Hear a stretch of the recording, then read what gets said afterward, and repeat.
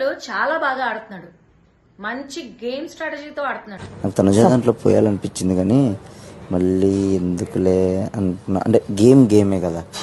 ఇప్పుడు నాకు దగ్గర ఉంది తనుజ, నాకు అప్పటికి నడుములు నొప్పులు వచ్చేస్తున్నాయి.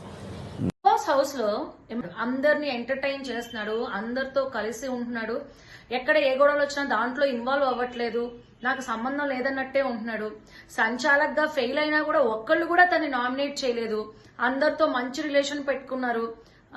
సంజన గారిని అమ్మ అంటున్నాడు, ఇటు తనుజాతోనేమో లవ్ ట్రాక్ నడుపుతున్నాడు, ఇంకా కొత్తగా వచ్చిన వైల్డ్ కార్డ్ కంటెస్టెంట్స్ మాధురి గారిని అక్క అంటున్నాడు, మళ్ళీ అయేషాని ఫ్లర్ట్ చేస్తున్నాడు, రమ్యాని ఫ్లర్ట్ చేస్తున్నాడు, సుమన్ శెట్టితో ఉంటాడు, అందరితో ఉంటున్నాడు, అందరితో మాట్లాడుతున్నాడు.